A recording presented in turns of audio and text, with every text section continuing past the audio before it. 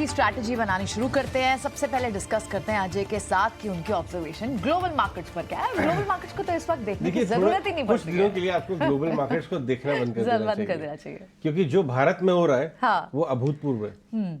ऐसा बहुत सालों में देखने को नहीं मिला है। जो जबरदस्त तेजी इस समय चल रही है और बहुत सारे रीजन उसमें से ये भी हैं, हमने पहले ये बात की। अब रेट यूएस में रेट कट की बातें बहुत ज्यादा चलने लगी हैं। रेट हाइक तो बिल्कुल टेबल से चला गया, क्रूड भीषण तरीके से नीचे गिर रहा है। ये सब चीजें हमारे लिए बहुत जबरदस्त हैं और जीडीपी हमारा बहुत स्ट्रांग था। सारे इकोनॉमिक इंडिकेटर्स मजबूती से दिखा रहे हैं। प्राइम मिनिस्टर साहब ने अपनी विक्ट्री स्पीच में कम से कम 10 इकोनॉमिक इंडिकेटर्स बता दिए थे क्यों कि देश में इतनी जबरदस्त आर्थिक तेजी चल रही है। उसी का रिफ्लेक्शन देख रहे हैं आप। जी आप कह सकते हैं स्टेट इलेक्शन ने एक बूस्ट दिया। कल हमने जबरदस्त फॉलोअप बाइंग देखी। लोगों को लग रहा था कि शायद 2000 पॉइंट की बैंक निफ्टी के अंदर तेजी हो चुकी है। इस समय 21,000 पे हम निफ्टी में आके खड़े हो गए। लेकिन कल इंट्राडे देखिए, कल ऊपर खुलने के बाद अगर इंट्राडे निफ्टी का इंट्राडे अगर आप लगाएं डायरेक्टर साहब, तो खास बात देखने वाली ये है कि कल जो है मुनाफा वसूली के बाउट्स आपको देखने को मिले। पहले हम 10 मिनट के अंदर घटे, रिबाउंड करके फिर हम 12 बजे के करीब एंडिंग देखी। तो ये वन साइडेड ट्रेंडिंग मार्केट नहीं था। और इसमें से ये मालूम चलता है कि अगर आपके पास बहुत मोटे मोटे मुनाफे वाली लॉन्ग पोजीशंस है, ट्रेडिंग पोजीशंस, तो थोड़ा थोड़ा मुनाफा लीजिए, लेकिन पोर्टफोलियो लिक्विडेट मत करिए। कोर पोर्टफोलियो को चलने दीजिए जब तक बहुत जरूरी नहीं है आपको कुछ पैसा लेने की, क्योंकि ये तेजी बहुत जबरदस्त है। ये एक पूरा री रेटिंग हो रही है मार्केट की, पूरे मार्केट की री रेटिंग हो रही है। तो इसमें जल्दबाजी मत करिए आप।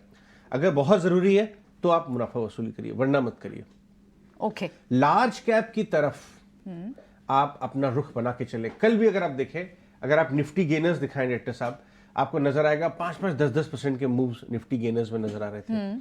आपको अदानी ग्रुप स्टॉक्स के अंदर 15-15, 18-18% के मूव्स नजर आ रहे थे। करेक्ट। तो PSU stocks, index gainers, Nifty gainers दिखाइए डायरेक्टर साहब। निफ्टी गेनर्स का जो हमारे पास एक स्टैक आता है 6-7 स्टॉक्स का, तो आपको नजर आएगा कि पूरा बाजार का रुझान इस समय लार्ज कैप्स, अदानी स्टॉक्स और पीएसयूज की तरफ चला गया। करेक्ट। स्मॉल कैप इंडेक्स कल लाल निशान में गई थी।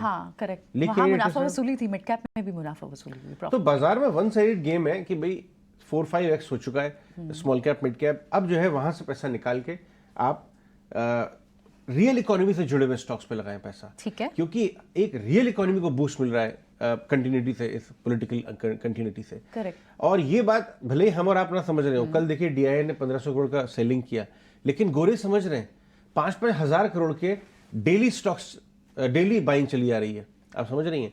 और सिर्फ एफआईएस कैश में नहीं खरीद रहे, long positions future and option में भी आती जा रही हैं। तो कुल मिला के पॉइंट ये है, अभी आपको शॉर्ट करना तो भूल जाइए। ठीक है। मामूली मुनाफा वसूली अगर आपका मूड कर रहा है तो ट्रेडिंग पोजीशन लेते रहिए। स्टॉक चर्निंग आपको करनी ही पड़ेगी, क्योंकि अभी हमने एक री रेटिंग देखी है बाजार की, जो शॉर्ट टर्म मीडियम टर्म में जारी रह सकती है। 21,000 के ऊपर तो आज हम खुले नहीं है। स्मॉल कैप मिड कैप को नजरअंदाज करिए कुछ समय के लिए, और ओल्ड इकोनॉमी स्टॉक्स, इकोनॉमी से जुड़े हुए स्टॉक्स, उनके साथ आप बने रहिए। वहीं पे सबसे ज्यादा पैसा आ रहा है एफआईएस का भी, तो आप भी पैसा कमाइए। ये देखिए स्मॉल कैप इंडेक्स एक टाइम को लाल निशान में चली गई थी, फिर फ्लैट बंद हुई है।